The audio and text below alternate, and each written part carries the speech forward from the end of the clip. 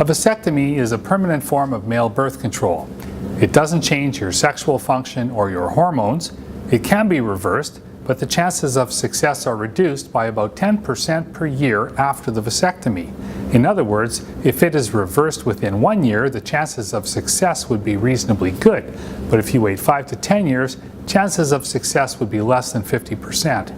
A vasectomy reversal is not insured by provincial health and could cost over $4,000 to have your vasectomy reversed.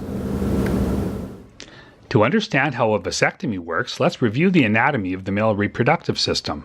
Sperm cells are produced in the testes and then are stored for about 2 months in the epididymis gland where they mature. During intercourse, muscle contractions move the sperm from the epididymis gland through a tube-like structure called the vas deferens. As the sperm travel through the vas deferens, they mix with semen produced in the seminal vesicle and the prostate gland. When orgasm occurs, sperm and semen are moved together through the urethra and are eventually ejaculated through the end of the penis. With a vasectomy, a section of vas is usually removed and the ends are blocked in various ways to prevent sperm cells from getting through. Unlike this video, I only apply a single clip to block off each vas.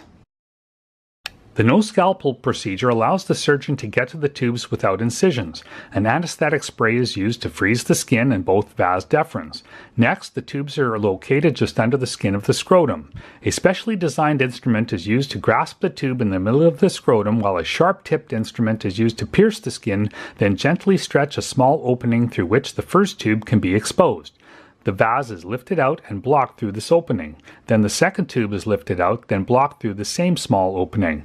No stitches are needed to close the tiny wound, which usually heals in 5 to 7 days. Imagine that these sections of cable represent the vas with the lower end attached to the testicle. There is an outer sheath and an inner tube, or a tube within a tube. I first make a slit in the outer sheath, exposing the tissue overlying the vas. This tissue contains tiny veins and is stripped away, exposing a small section of vas seen here in white. I cut out a half-piece inch of vas. I cauterize the vas ends, then drop them back inside the sheath. To make sure that the two ends never grow back together, I keep them separated by pinching the sheath between the two ends of the vas and keeping them separate by crimping the sheath with a titanium clip. This creates a permanent barrier between the two ends and reduces the chances of them growing back together. And no, they won't set off the metal detector at the airport. This is an example of the small clip that I use to pinch the sheath between the two ends of the vas, which stays in permanently without any problems.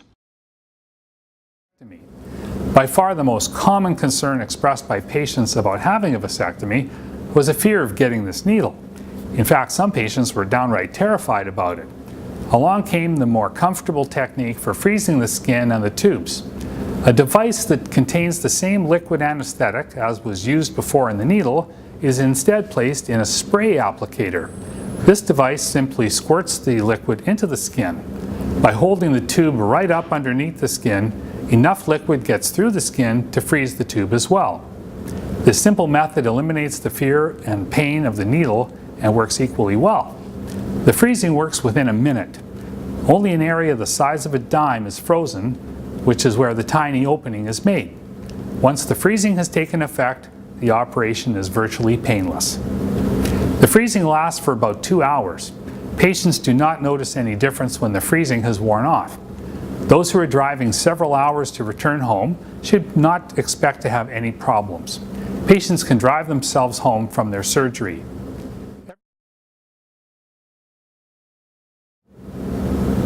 Many patients ask if they have to take it easy for a whole week. Aren't 4 or 5 days good enough? Well, for some patients they are, but for others it's just too soon. It's impossible to know who will need longer to heal. If your work or recreational activities involve standing, lifting, or straining, you should arrange to avoid those activities for a full 7 days. If you return to those activities before a week, you are increasing the risk of becoming swollen and sore. Any sexual activity should also be avoided for 1 week. Climbing a modest number of stairs is not a problem. I am frequently asked about working out or other exercise.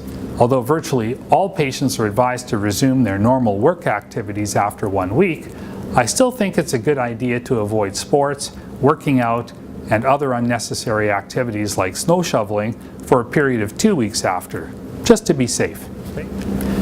It is not unusual to feel a little sore in the days following a vasectomy, but you should not be in pain. The key to an easy recovery is to prevent swelling by avoiding prolonged standing, which is more than 20 minutes at a time, applying lots of ice or frozen peas, and using an anti-inflammatory pill such as Advil if needed. I strongly recommend not having a vasectomy before a planned trip or vacation. Although complications are rare, you definitely don't want to have a problem while you're in Mexico with the family or during a ski vacation. If you have any travel plans in the future, I suggest having the vasectomy after you travel and not before.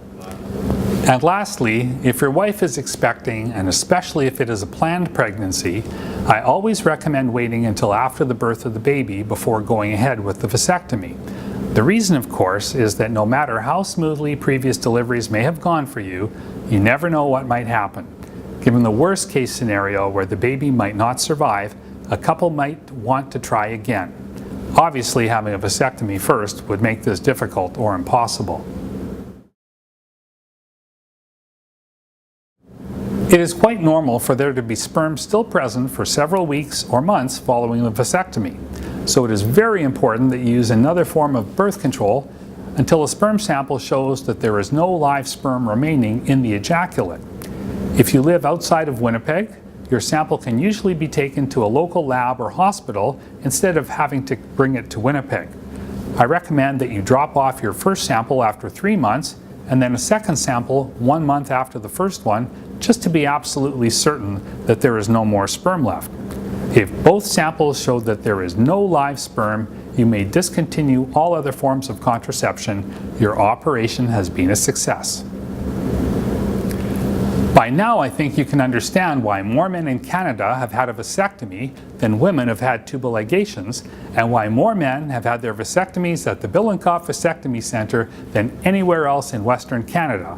And don't forget, in the time it took to watch this video, you could have had a no needle, no scalpel vasectomy.